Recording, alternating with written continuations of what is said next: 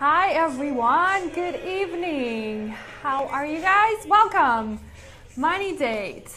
So money is the conversation, and that's why we're here today. Now Wednesdays, 6 o'clock Pacific, or about 6 o'clock Pacific, is when we have our money date. I am excited to see you here tonight. Hope everything is well. How has been your week so far? I'm doing fantastic. So as you're jumping on here, hop on in the chat, drop a comment, say hello. I would like to see who is here and how things are going. Now, today we're talking about an interesting topic, and that has to do a little bit more with the mindset component rather than your actual finances. But I think the two are very important because we tend to be irrational. Human beings are like that, not only with our finances, but everything else that we have to do in life. So I want to talk about some of the mindsets and shifts I had to adopt for myself, which helped me go through life, which helped me go through daily kind of situations, monthly, yearly, to stay on track. So that's what I'm hoping you'll accomplish today. But Money date is not about that. Money date is about a couple other things. The very first thing is we need to check in with ourselves. Once a week, hi Casey, thanks for hopping on. Once a week, you've got to dedicate time to allow for yourself to stay in touch with your finances. And it's actually pretty awesome because not every month the money date falls on either the first of the month or even the first week in the month. And so today is the first of the month, right? So it's November 1st, and I am excited particularly for myself because this is when I sit down and do a sort of global overview of where my finances are at. There are three things that we typically track in our finances, right? And as we come for money dates, we have to have answers to these questions. So the three things are, number one, how much money did we earn? Number two, what has our spending been in the last week? And number three, how are we doing in terms of savings? Do we have savings goals? And are we staying on track with those? Now, the reason I want to do this weekly is because we get distracted. It is so easy to carry on and not stay on track. Now, if you just take a little bit of time every week to give yourself those answers, and I've shared with you before, but I'll do it again. Mint.com is the app I use to track those three things. It's really, really simple. It may sound like a crazy idea to track these things on a weekly basis, but when you have an app on your phone and you can just pull it up and refresh it and it gives you the answer to those questions, how powerful would you feel? Could you accomplish more with having just some of that information in the background? And so Money Date was born out of my frustration, right, of not knowing and having a good sense of where I was financially. And so I wanted to track those simple things. Now, it's not just tracking, it's also having a conversation. Now, I am having a conversation with you today, but you need to get involved with your significant others. You need to get involved with people who are part of your financial life. And so that is what we're doing here on the Money Date. But we've got a couple other things to work on, right? One of the other things that I like to share is a quote. I love quotes, and those are the things that get me inspired. Quotes have very precise messages, and so if you start looking for those messages, they can be really, really motivational. Now, around the topic that we're talking about today, here's the quote that I found, okay? And so, all you need is a plan, the roadmap, and the courage to press on to your destination. And so that's why I'm talking about today, and this is by Earl Nightingale. And that's what I'm talking about today. It's that courage that we all need to find, right? And a little bit of shift in our thinking in terms of finances. I'm talking about finances because this is a money show, right? So how can you do something like that? Okay? So give it a little bit of thought because when I started to kind of come up with these ideas or these beliefs for myself in terms of what finances meant, right? And I get to work with a lot of different people that bring all kinds of experiences, ideas, thoughts, and beliefs to the table of discussion about their finances and justifying why are they doing certain things.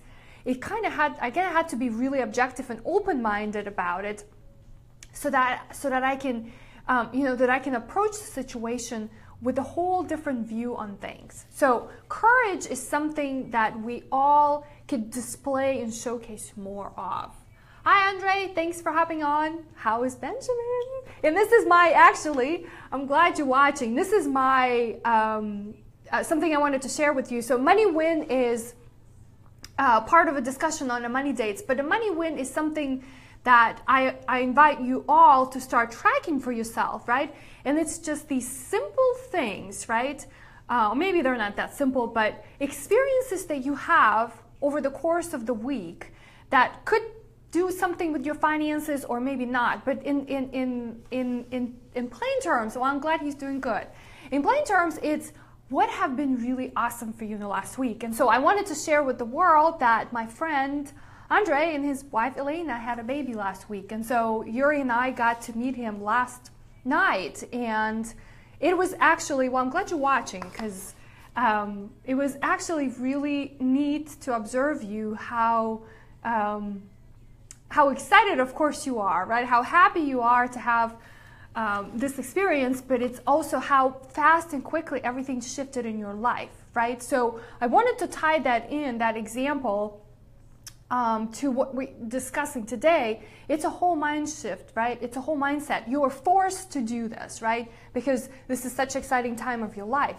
But if you are not forcing yourself, right, to make these adjustments in terms of your finances, then how are you going to get to where you're going? So my money win is actually being able to see Benjamin yesterday. So first time, and I'm hoping to see more of him in the very, very, very near future. So, but what I want you to start thinking in terms of, I've mentioned this before, but gratitude has been something that kind of transformed a lot of things for me. And it doesn't have to be all about finances. It could be just simple things like spending time with your loved ones or whatever it is, but pause, right? Take a moment and recognize that there are good things in life, right? Because I've had a bit of a crazy day today, and at some point I was thinking, gosh, okay, I wish I didn't wasn't involved in this situation. And then I stepped back and I was like, well, if this is meant to be, if this is what I'm supposed to do, hi Amy, thanks for hopping on, then that's what it needs to be. But pausing, reflecting, and taking charge forward is how you get through this. So while you're here in the chat, type an emoji, drop a comment, let me know what is your money win, okay? It is awesome if you could recognize it. If you can't think of anything today, give yourself another week. I'm sure something will come up. But you've got to reflect, you've got to appreciate, because if you don't, it's just not as exciting. So it's been a transformational practice for me. Okay, now, so if we can do that with our finances, right? If we can force ourselves, right? Or if we can, not force, but if we can get ourselves to a point where we're reshifting our thinking, right? We're approaching it from a whole different angle, then I think you can see big shifts and big changes, right? Because a lot of times money brings this, not a grief, but sort of uncomfortable points for people, and we just get stuck, right? We don't want to act on certain things, or we act because we're forced to do that. So what I want to share with you today are 4 beliefs that I have adopted for myself in terms of thinking about finances, right? In terms of making decisions when it comes to finances, okay? And so my idea is to inspire you, motivate you, and hopefully get you moving in that direction for yourself. It's really just 2mm shift, as Tony Robbins says, is what gets you a whole different game. So the idea is to get you in that whole different game. All right, so number 1 is do what's right rather than what's easy. And so I want to challenge you on this because we all tend to say, okay, well, I'm going to get serious about getting that spending on track. I'm going to get serious about saving. I'm going to get serious about getting life insurance. I'm going to get serious about a lot of different things, rebalancing portfolio, starting to save for certain things, having clear goals. All of this, we tend to say that, and I see this a lot with clients as well, right? Unless they commit and go through the process, then it's always like, I'm gonna get there, right? And it's easier said than done. So if you can just commit to not just saying those things, but actually doing it, right? That's that idea. Don't say you're going to do it, just do it, because actions speak louder than words. So make a list of things that you actually keep saying you were gonna do, but you never got around to doing those, and change it.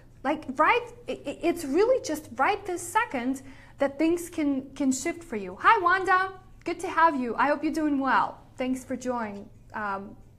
Yeah, awesome to have you here.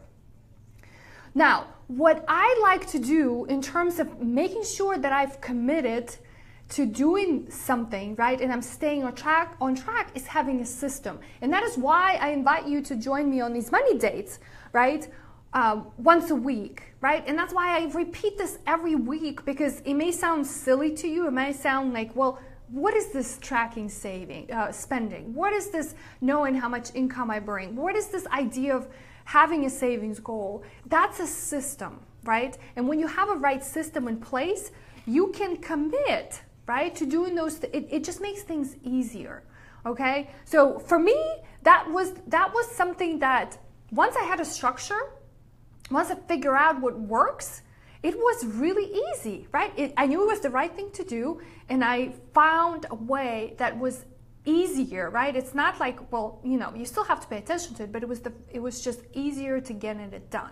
So that's core belief number one. Okay, number two is, so always ask yourself in terms of spending, and I think it applies to little items, right? Small ticket items, like if you're buying a cup of coffee or buying yourself a lunch, and it also applies quite a bit to big ticket items. But the question is, do I need this, or do I just simply want this? Okay, now what I do for myself is this. I have this rule that I've made with myself, right? And the question I ask myself is, do I need it? Do I want it? Okay, so if it's not jumping at me right away, right? If I can't just kind of say, I really want it, right? Or I really need it and I can justify it in my mind, then what I do is I come back to it a day later. So if I still think about it 24 hours later, then it's probably something that I really need. And then I have to figure out a way to get it, okay? So in terms of how that relates to financial planning, we always break down our goals in terms of needs, wants, and wishes, okay? So sometimes those two, if I can't answer those two questions precisely, whether it's a need or I want something, and maybe buying a coffee or lunch is not a very good example in terms of that, but if it's a big ticket item, right, then can I put it in a wish category and then come back to it later? If I still keep coming back to whatever it is 2 days later, 3 days later, then it is on me to figure out how I can pay for something like that, right? So let's say it was something I wanted to buy, maybe a piece of clothing or a technology. Oh, here's a good example. I just thought of something. iPhone, okay?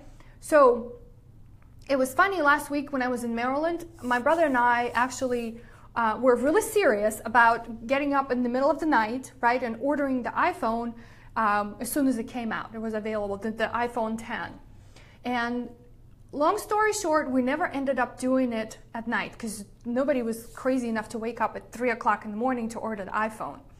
Okay, so, but it was on my list in terms of things that I really wanted. I've been talking about it for some time, and so I never ended up ordering it on that day. It was Friday. Then I called Yuri and I said, okay, I'm coming home on Sunday, and we're gonna sit down together and order it. You know what, today's Wednesday. I still have not ordered the iPhone. So now it kind of shifts in terms of, okay, do I really need this iPhone, or it's more of a want, and if I can get over it and put it more in the wish category, then I can move along. Now, this has really given me the power to think of, to really make decisions quickly. Hi, Dwayne. Oh my goodness, are you back? How is Bora Bora? I'm doing well. Good to have you here. So that given me the power of not to worry about, whether I'm making a good decision, right? If it fits in the bucket of needs, I go for it, right? Because it's probably something like, die or live kind of situation. But iPhone is proven to have an example where it's not a live or die situation. I don't need it. I want it. And so now the question comes up is, when am I going to figure out how to get it? Okay. Now, I think it's been more of the time issue than anything, but I think I'll get to it at some point. All right. Number 3, belief number 3 is money has no power on its own. I'm going to repeat it again because you gotta get those words really deep. Okay. Money has no power. Hi, Kate. Thanks for hopping on its own. All right. It's the actions that create that meaning. It's the thoughts and ideas that we put around it. Okay. So let me give you an example, because this comes up a lot in the conversations I have with prospects, conversations I have with clients, because we tend to think that if we are in a certain situation today, then it's never going to change. So let's say you have most common one. Let's say you have debts that you need to pay off, right? You racked up some credit card debts. Maybe there are student loans and you're kind of trying to juggle this. Maybe you're between jobs and all your mind can think about is that, oh my goodness, this is never going to end, right? And what tends to happen is that we tend to create a meaning, right, or give a meaning because we're in a certain situation and we can't get out of it, or we don't see past it. We tend to say, okay, money is all evil, right? I'm never going to be able to get out of it. I'm never going to be able to create, something better for myself. But what I want you to stop, right, just kind of like cross those thoughts out of your mind and think about actions that you can take, right? Because that is going to get you out of this idea of, money is all evil and it has no power, right? It's what you make out of it, right? If you agree with all of that, hi Lorian, thanks for joining on tonight. So if you do have that, then of course you're never going to change your mindset. So it is what you make out of it. That's really, really simple. You can listen to a lot of people talk about it. We can read more about it. But at the end of the day, right, when you go to bed and the very last thoughts are on your mind, or the first thoughts are on your mind when you wake up, that's it. And so pay attention to those, okay? Because that is an indication of what meaning you give to certain things. And I know from personal experience, but the worrisome thoughts are the ones that tend to leave you last, right, before you go to bed, and are the ones that you wake up with in the morning. So change it because you can.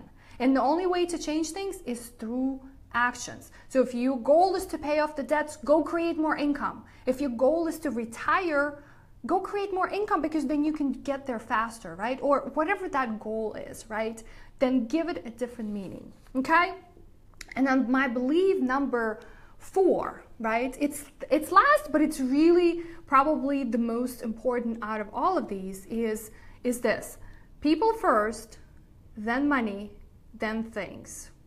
Okay? So you need to identify what's important to you. And this is the priority I have for myself, right? Whether it's my family, right? Whether it's my colleagues that I work with, whether it's my clients, whether it's my community, but that's how I prioritize, right? And so in communication and then in decisions, right, that I make, that's what makes it really hard for me to break, okay? So people first, right? It doesn't matter what really happens. That's how I make a decision. So because I believe in that. Because in my mind, if there are no people, if there are no friends, if there is no family, if there are no clients, there are no business associates, they're like, what is there left?